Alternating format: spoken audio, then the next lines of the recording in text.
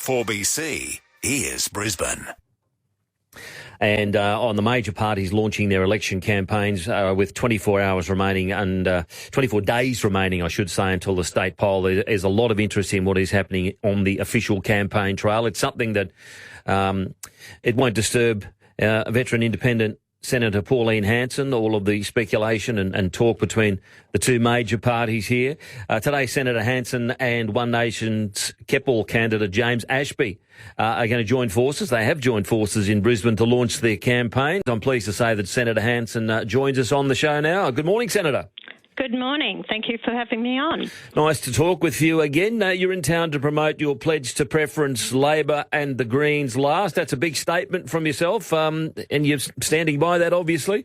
Standing by it firmly. It's not hard to determine that. Under Labor, it's just the state is in one hell of a mess. The huge debt of over $100 billion. You've got problems with the hospitals, with schools, with teaching, with housing, especially seeing so many people living in their cars in tents underneath the bridges here in Brisbane River. It's just horrendous what is happening throughout the state. The escalating crime. I've just come from Cairns up north and Mackay, especially in Cairns. It's been the worst city in the state for escalating youth crime, and it's not been addressed. What sort of response are you getting from people, and is James getting from people? Because I get the impression there's a lot of people that are disenchanted with both the major parties and looking outside of those. So what sort of response are you getting, and will you be preferencing, if you're not going with the Greens, the LNP instead? It is. I'm getting a huge response. People are just fed up with the major political parties. They want change. They know that, same old rhetoric that you get from major political parties. Definitely, my feeling is that Labor, they don't want Labor, definitely don't want Labor, but also they don't have much confidence in Chris Foley. They don't believe that he's going to deliver what needs to be done for Queensland. So people are very disgruntled about it. Especially, I said, the biggest issue is the escalating crime, cost of living, plus also the housing. Rural and regional Queensland feels completely forgotten.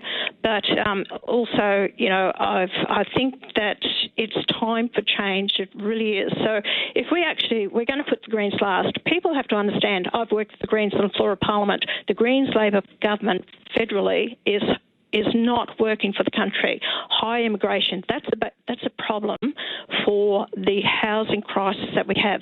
This push for net zero, that's the next biggest problem. And a lot of people that I speak to, they actually are not happy with the net zero and climate change policies that the governments, especially Labor, and Chris Foley wants to do the same, is pushing on to people, which is destroying industries, manufacturing, the costs are rising for electricity, businesses are closing down, small business are closing at a fast rate. What do you see in terms of capturing the vote? One Nation's primary vote, I think, fell to 6.6% in 2020. Do you see a better outcome, given what we were just talking about in this upcoming state election for One Nation? Yes, look, I do. And a lot of seats we polled a lot higher than that in most seats that we stood the candidates in. The thing is that COVID was a big driving factor. People have woken up to the damage that was done with the COVID-19 or the lies and how they were treated. People lost their jobs. Even now, teachers and nurses and people who had their livelihoods taken away from them because they were forced to or didn't want to have the COVID jab. So that's on a lot of people's minds. A lot of teachers, look, we've got to encourage these people to go back into the workforce. Teachers and nurses, the hospitals in rural and regional areas are understaffed. They can't open up the full bed capacity that they have, hospital ramping, a lot of issues that can be addressed if it's done in a common sense way. People are also, I've put out a cartoon to actually explain to people about how the voting system works. I hope they go to YouTube or to my Facebook page. It's informing people how the voting system works. When I ask people, do they understand the preference system and how the preferences work, they don't. There's lies being spread around that our preferences are going to go to the Labor or to the Liberal Party. Their preferences belongs to the public, no one else. You mark the ballot paper, you put your vote in order of your preference, who will best represent you. And I think that needs to be taught in our educational system. I'm trying to empower people to make their vote count.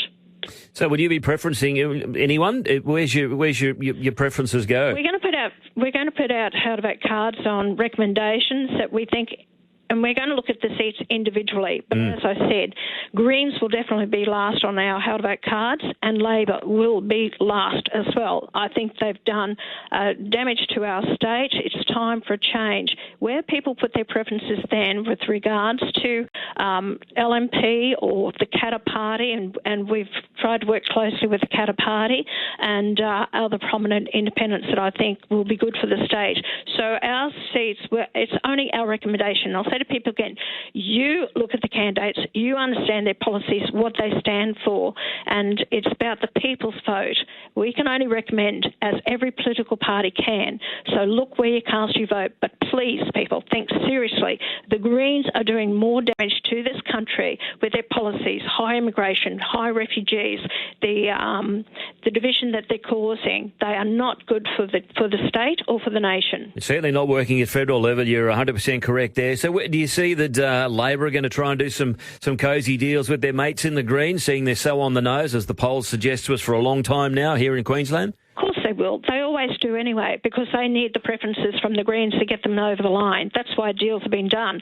But Labor, that's people understand it. It's all about them and their jobs. They're not worrying about the people in this state. At least I look at legislation based on the best merit. I'm not saying that Labor doesn't possibly have a couple of good policies, but you'd look at every legislation based on its merit. So if anyone puts up legislation that I believe is right for the state, right for the people, we'll back that based on its merit, not just based on backing your mates and giving jobs to the boys that shouldn't be given to people. So, our stance is for what is best for the state. The people out there, they're hurting. They really are doing it tough. The cost of living, lost their jobs. We can turn it around. The escalating crime.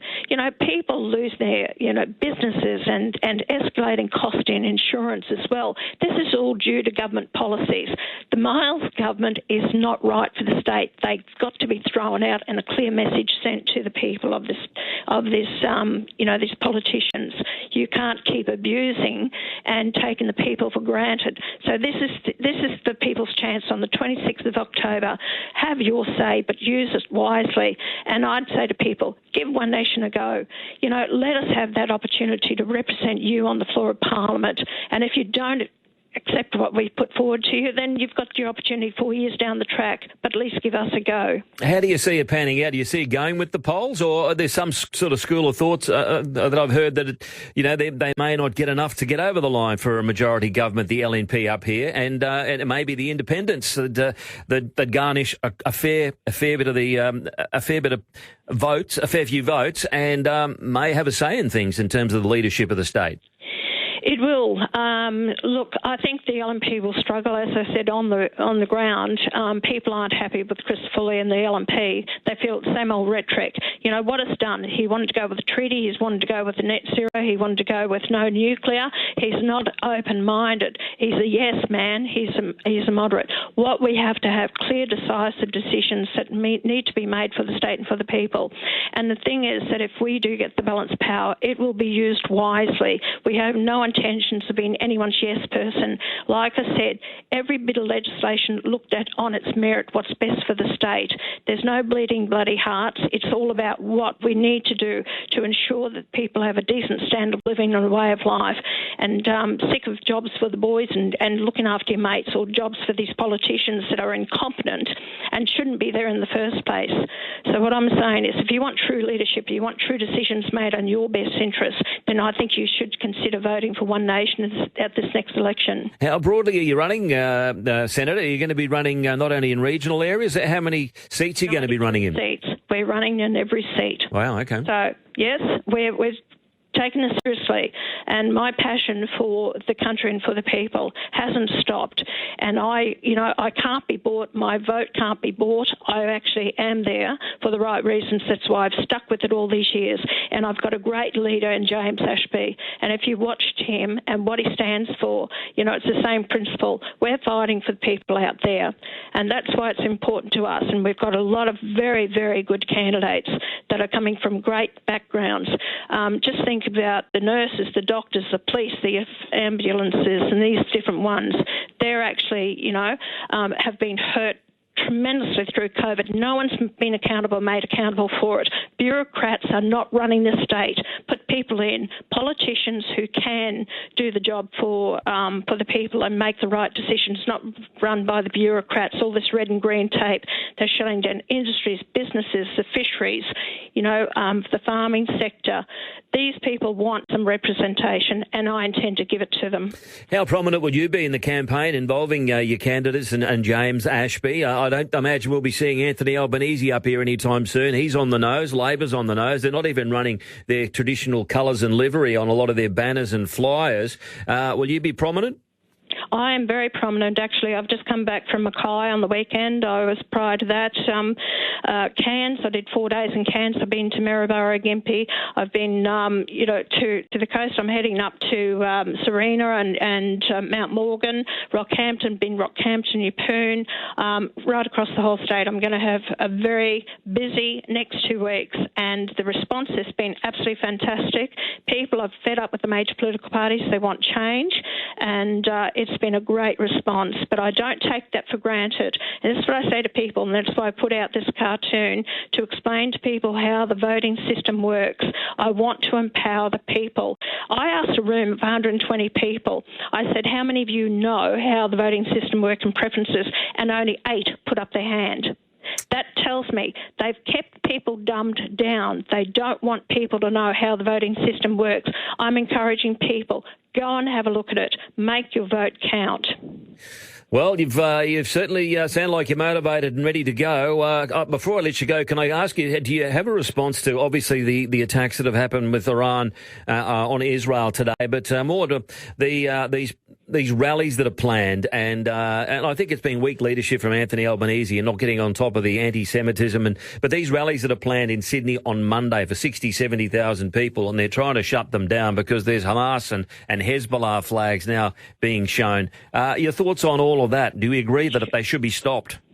I want Anthony Albanese to grow a background bone, and also these premiers of the states, because it's got to be stopped. That should not be happening in our country, and flying these flags of terrorist organisations. That's not the country that I grew up in, not the country that I actually want to hand on. It is unacceptable. It is disgusting what's happening over there. I feel for those people, the innocent people that have losing their lives because of this war. But it's all come from, again, the bureaucrats and people who actually think they can control and dictate, and they don't give a damn about the rest of the people.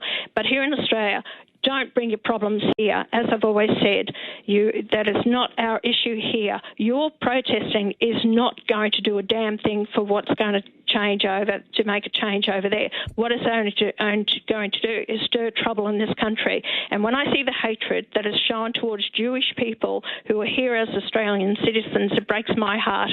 Stop it now. Otherwise, you're going to have it carry on in future with anyone else who wants to protest on the streets of things that are happening in their country. I wouldn't allow it. Couple of quick ones before we let you go. What's your message with One Nation running up here to the CFMEU and the unions that are costing the government and government-run projects, pushing them through the roof and pushing the cost way out of where they should be?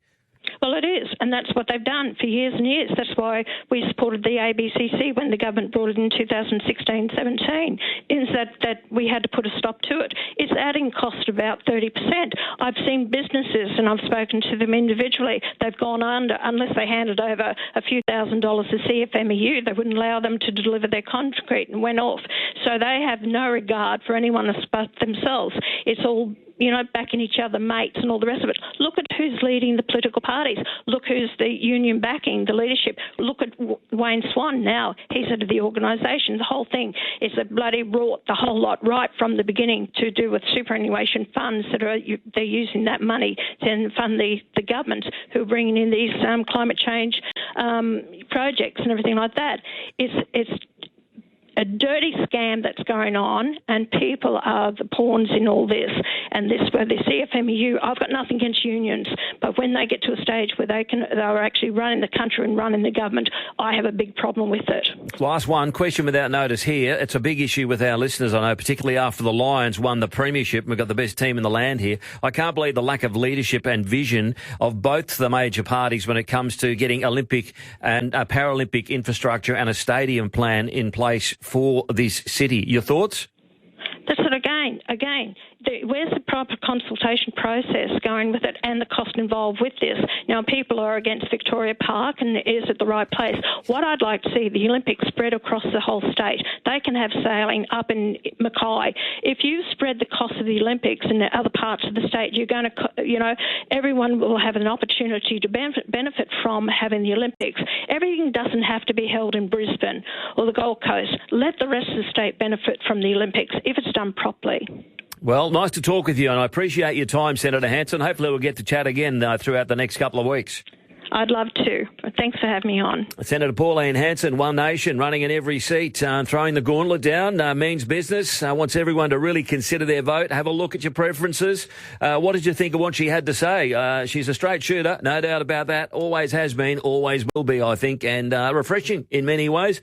Keen to hear your thoughts. I think it's great to have a chat and hear a little bit of, get a few truth bombs from Pauline Hanson. 133 882. Can she make an impact? Will One Nation get anyone's votes in this campaign after hearing Pauline's passion this morning? You can text as well, 0499 880 882. We're a tick away from 25 past 10 on 4BC Mornings with Bill McDonald.